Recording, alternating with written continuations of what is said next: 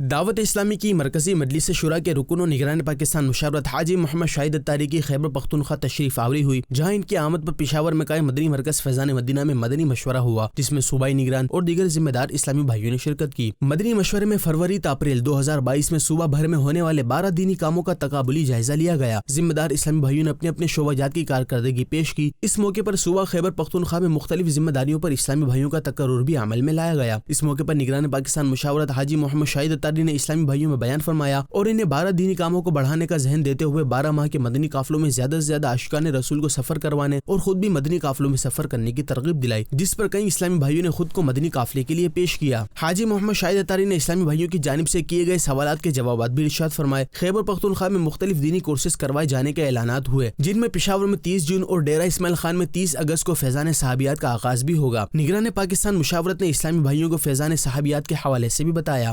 پشاور میں 30 جون اور ڈیرہ اسماعیل خان میں 30 اگست کو فیضان صحابیات کا آغاز ہوگا۔ فیضان صحابیات کیا ہے؟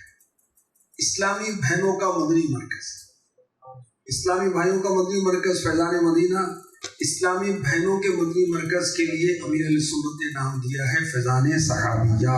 نائٹ جامعۃ المدینہ کا انشاءاللہ الکریم KPK میں آغاز کیا جائے گا اور تمام شعبوں والے اپنے شعبے میں اور شعبے سے وابستہ افراد جس شعبے میں وہ کام کر رہے ہیں انہیں فیضان قرآن عام کرنے کی ترکیب کے لیے مدرسۃ المدینہ بالغان کی ترکیب بنائیں گے انشاءاللہ الکریم۔ اللہ پاک ہم سب سے راضی ہو جائے، آمین۔ آخر میں شرکا نے نگران پاکستان مشاورت حاجی محمد شاہد اتاری سے ملاقات کی سعادت بھی پائی۔